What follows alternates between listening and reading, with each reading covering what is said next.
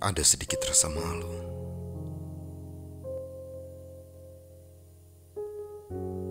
Perhatianmu terhadap diriku yang sangat besar itu. Wahai kekasihku, membuat aku merasa malu. Karena aku belum pernah berbuat kebaikan apapun untuk membahagiakan dirimu. Ternyata di sekitarku masih ada hati yang sangat indah. Sehingga ketika aku hanya pernah bercakap-cakap satu kali, hatiku telah tertawan untuk selamanya. Seringkali terjadi, wahai kekasihku, saat di hatiku ada sesuatu yang ingin kusampaikan, sekedar hanya untuk sedikit menegurmu. Tetapi ketika aku berada di hadapanmu, lidahku menjadi kaku,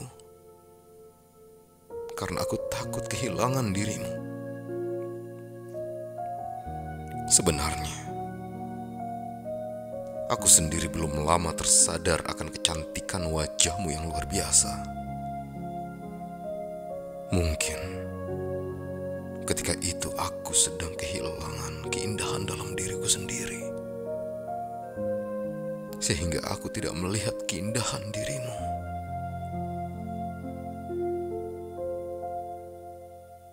Dulu, aku hanya melihatmu berdasarkan komentar-komentar orang lain.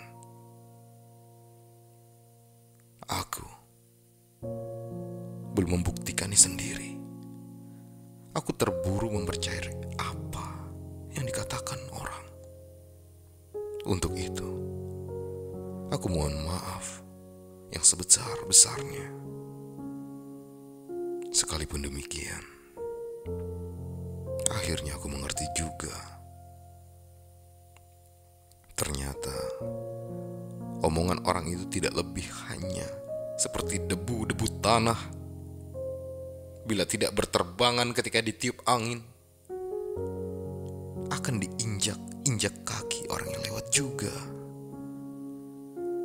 Selagi niat di dalam hatimu baik, wahai kekasihku,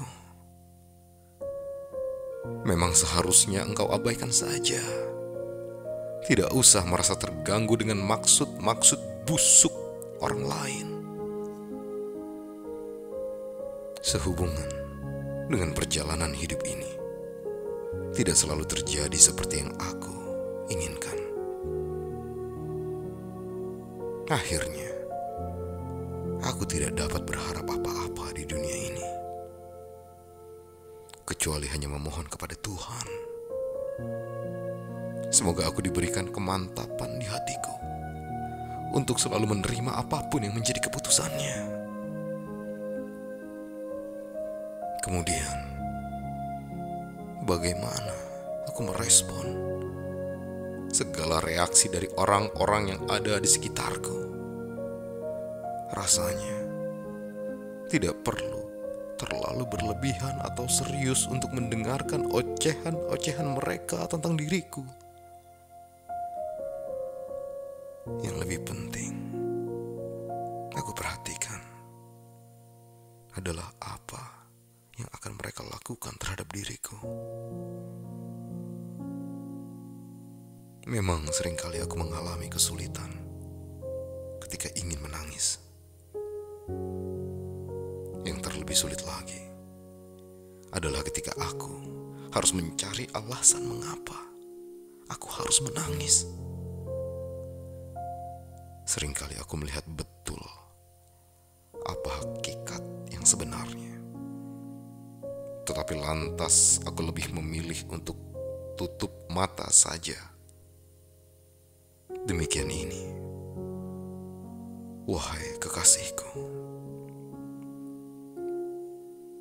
sengaja kulakukan hanya sekedar memberikan kesempatan kepada orang lain yang memberikan pembuktian atas kebohongan mereka dalam memberikan penilaian terhadap dirimu. Cinta itu sebenarnya, wahai kekasihku, bisa terlahir hanya dengan satu ucapan, hanya dalam satu pertemuan singkat, tetapi juga dapat mati terkulai dengan menunjukkan satu sikap yang tidak tepat. Tidak mudah bagiku untuk melepas seseorang dan memutuskan hubungan persahabatan. Tetapi juga aku tidak akan mempertahankan siapapun yang selalu bersamaku ketika aku merasakan bahwa keberadaanku dalam pikirannya sama saja dengan ketiadaanku. Terkadang kita baru merasakan ketenangan di hati setelah kita menjauh. Masa lalumu yang sudah terlewati, wahai kekasihku, adalah kurikulum hidupmu yang sudah selesai. Jangan engkau anggap sebagai kegagalan yang mengecewakan hidupmu, sehingga mesti engkau timang-timang selamanya. Siapapun yang dulu pernah berusaha ingin menghancurkan dirimu, tetapi gagal, nanti kapan-kapan bisa saja akan kembali lagi dengan berlagak meminta maaf, supaya bisa masuk dalam kehidupan, dan selanjutnya akan melancarkan ulah lamanya. Untuk itu, berhati-hatilah wahai kekasihku. Bila engkau merasakan ada sesuatu dalam dirimu dan ingin curhat, maka silakan, datanglah, dan aku siap mendengarkan detak jantungmu. Sebab ketika engkau menyembunyikan sesuatu di dalam hatimu, aku khawatir akan mengganggu keafiatanmu. Mungkin hanya aku yang dapat mendengarkan keluhmu dan memahami segala perasaanmu. Karena kebanyakan teman-temanmu banyak yang tidak dapat memahami kepribadianmu. Sebabnya bukan karena kepribadianmu sulit dibaca, melainkan karena terlalu sederhananya, sehingga mereka salah duga. Sudah lama aku belajar mengendalikan emosi, supaya tidak lepas jor-joran, karena beresiko tinggi. Nantinya aku harus melunasi kwitansi. Demikian juga aku berlatih dengan gigih melawan kekikiran mulutku menghemat kata-kata, supaya mulutku menjadi dermawan dengan tegur dan sapa kepada sesama. Andaikan tidak demikian, aku khawatir akan kehilangan sahabat-sahabat yang berhati baik. Juga aku harus dapat mengendalikan diri untuk tidak terlalu sering menegur kesalahan orang secara berlebihan, karena hal itu membuat diriku semakin lelah.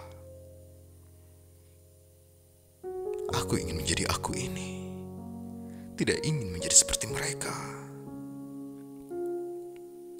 Aku tidak mau lagi mengomentari apapun yang pernah aku dengar, dan juga aku tidak mau mendengar komentar-komentar mereka. Jangan pernah melupakan sejarah. Dulu aku datang sambil menangis, tetapi mereka tertawa. Nanti ketika aku pulang sambil tertawa bahagia, ternyata mereka menangis. Pada akhirnya, kebahagiaan itu, wahai kekasihku, sama sekali tidak berarti kita harus mencapai kesempurnaan. Tidak berarti aku harus mendapatkan perempuan yang sempurna.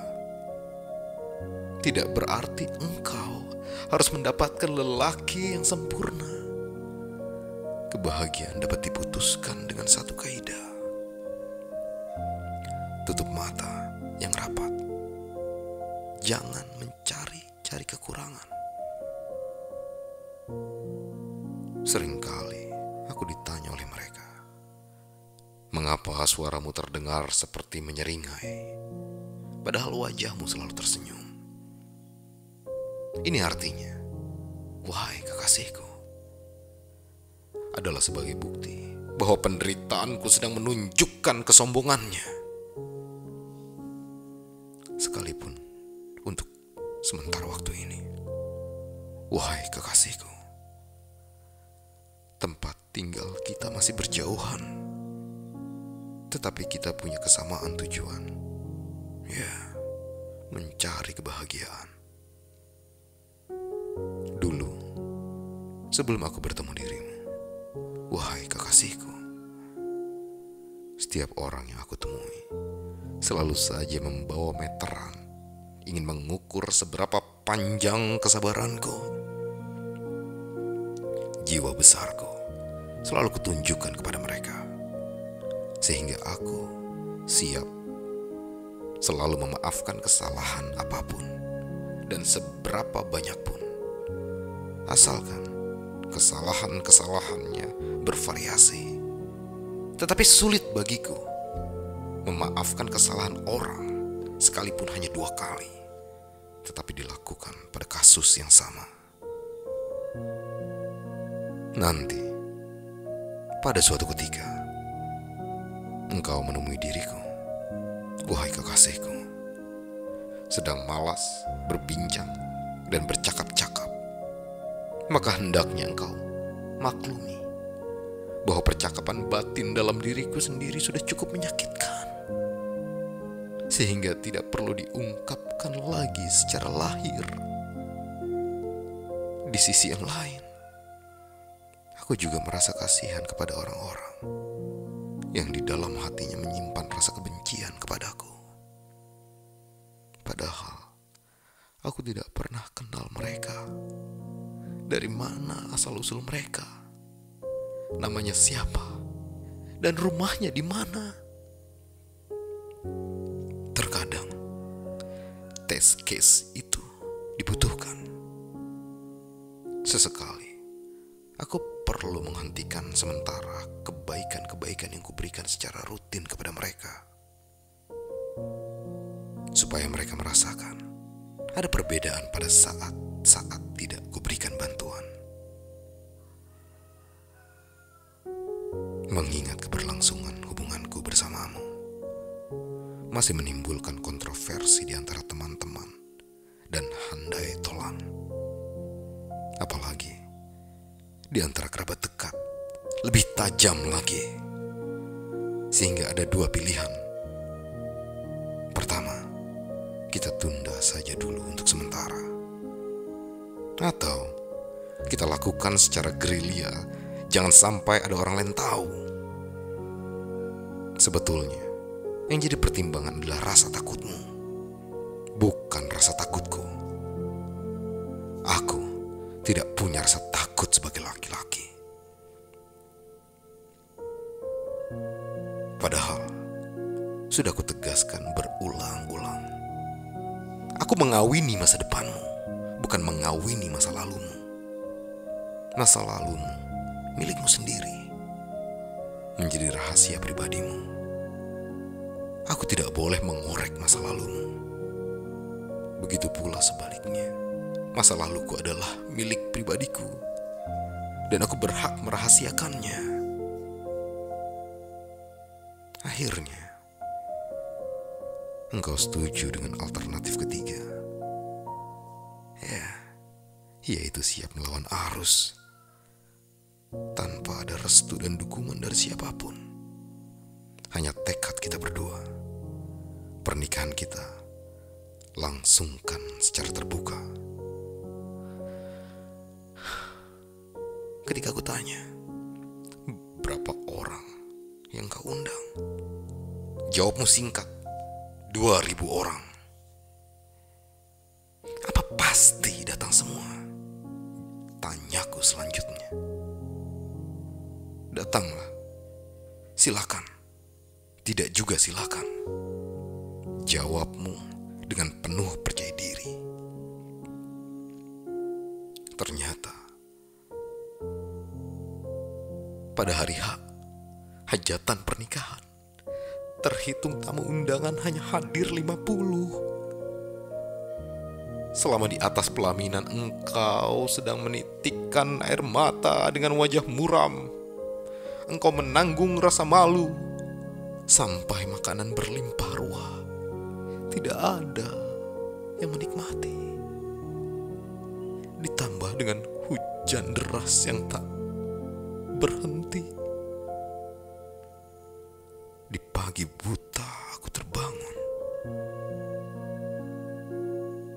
Kuraba-raba di sekitarku. Tak kusentuh badanmu. Aku tersadar engkau telah pergi tanpa permisi. Kutanya kepada semua tetangga kiri dan kanan. Tidak ada yang tahu. Engkau pergi karena terlalu berat menanggung malu. Setelah 1 minggu, engkau menghilang. Muncul dengan tiba-tiba, membawa kabar gembira. Ya, bahwa permohonan PK bapakmu dikabulkan. Dan lalu selanjutnya dinyatakan bebas. Semua yang terjadi hanya korban fitnah belaka. Setelah itu baru para handai taulan, sahabat dan kerabat serta seluruh tetangga meminta maaf. Tetapi sudah terlambat. Engkau dan bapakmu sudah mengambil keputusan untuk pindah ke kota lain. Tetangga kanan dan kiri minta bersalaman.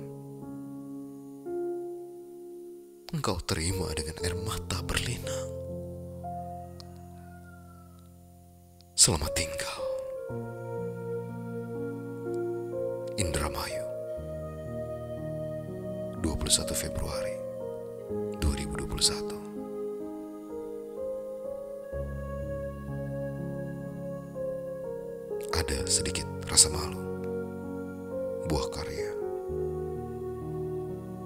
Buya Syakur Yasin.